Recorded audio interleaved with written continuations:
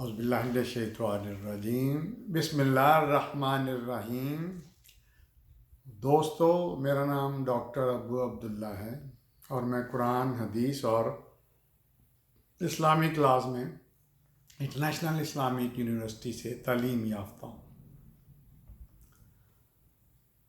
ہم بات کر رہے تھے متھ کی۔ متھ وہ چیز ہوتی ہے جو حقیقت میں نہیں ہوتی، لیکن وہ اتنی پاپولر ہو جاتی ہے سوسائٹی میں، کمیونٹی میں، کہ وہ حصہ بن جاتی ہے۔ میں دین کے حوالے سے بات کر رہا ہوں۔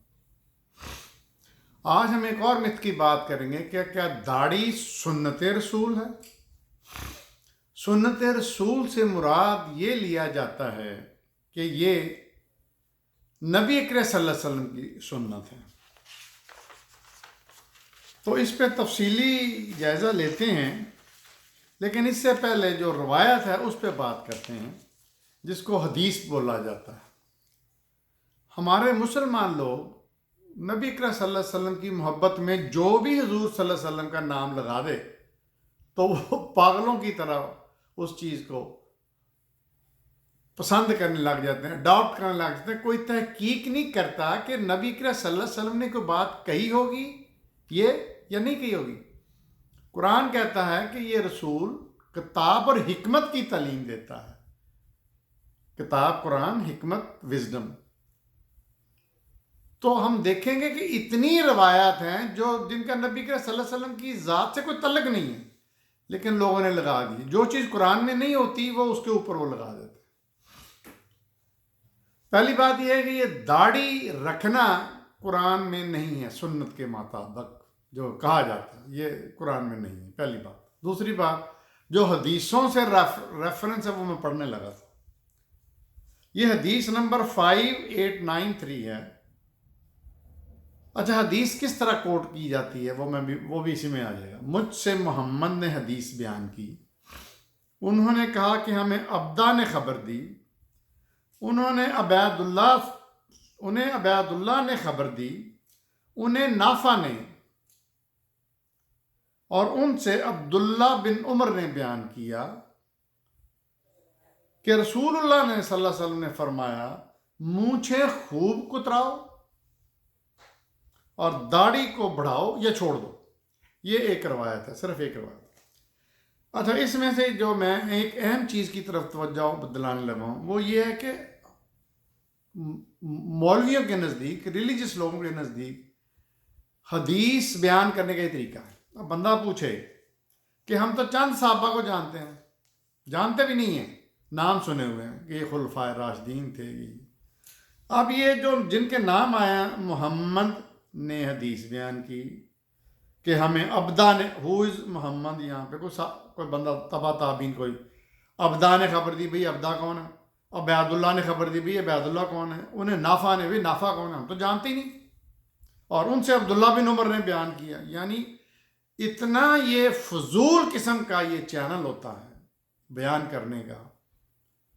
میں آپ کو سمپل سا طریقہ بتا دیتا ہوں کہ کسی حدیث کے بارے میں جاننے کا، وہ یہ ہے کہ وہ چیز قرآن سے ٹیلی کرنی چاہیے، کیونکہ نبی اکرم صلی اللہ علیہ وسلم خود تو کچھ نہیں کہتے تھے، وہ تو وہی کہتے جو اللہ نے کہا اور اس پہ عمل کرتے تھے، جس کو سنت کہتے ہیں۔ تو یہ کہاں سے چیزیں آتی ہیں؟ فلانے نے فلانے سے کہا، فلانے نے فلانے سے کہا، فلانے نے فلانے کہا۔ اچھا، اب ہم داڑھی کی سنت کی انالیسس کرتے ہیں۔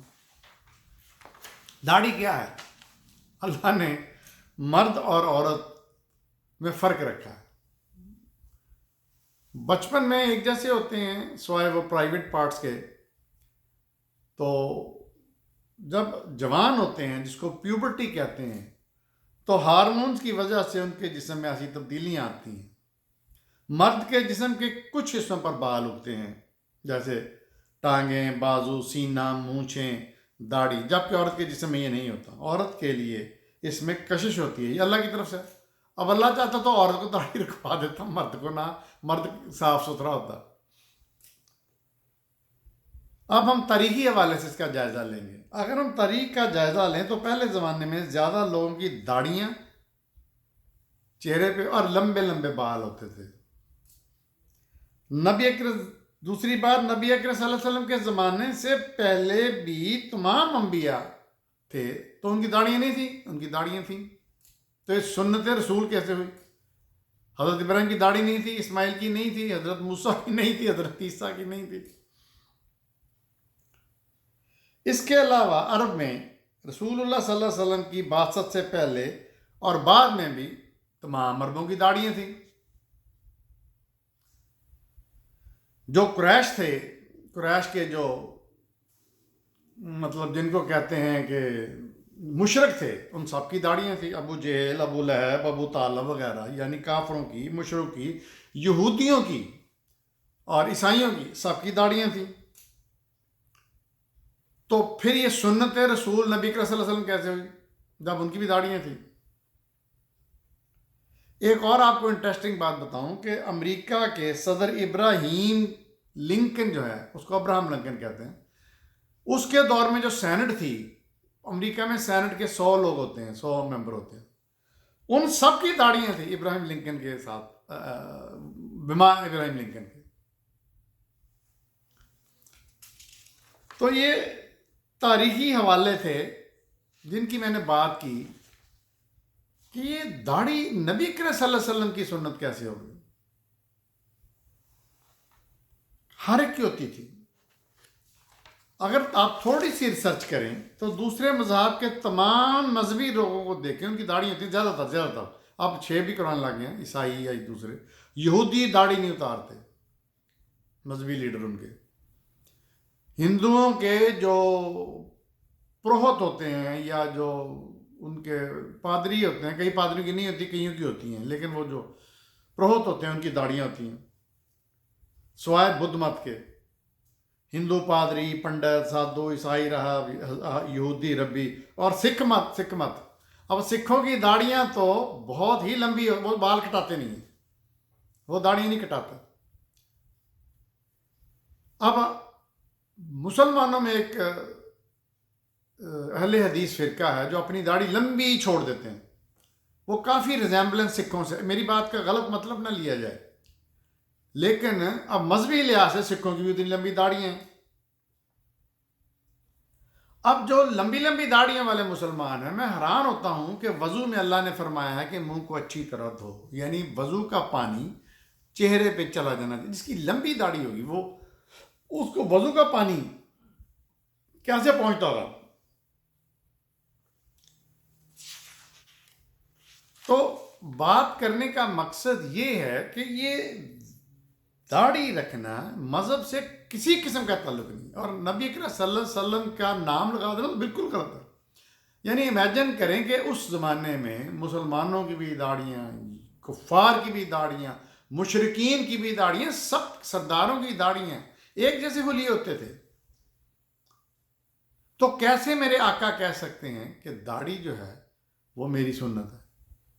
اس کا مطلب یہ ہے کہ جو مشرک تھے، ابو لہب، ابو جہل، داڑیوں والے، وہ سنت رسول لیے پھر رہے تھے، ان کی سنت رسول تھی۔ جیسے میں نے ہمیشہ سے کہا ہے کہ سنت رسول اس کو کہتے ہیں جو نبی کریم صلی اللہ علیہ وسلم دین کے کنٹیکسٹ میں کر رہے تھے، جس کا اللہ نے حکم دیا تھا۔ تو بات یہ ہے کہ یہ داڑھی رکھنا ایک مرد کا وقار ہے، اٹریکشن ہے، اس کی خوبصورتی، وجاہت میں، اور داڑھی رکھنی چاہیے، جیسے کہ میں نے بھی رکھی ہوئی ہے، لیکن اس کو سنت رسول کہنا بہت بڑی غلط بات ہے، جس کا حدیث سے، دین سے قطعی کوئی تعلق نہیں ہے۔ دیکھتے رہیے میرا چینل ڈاکٹر ابو عبداللہ۔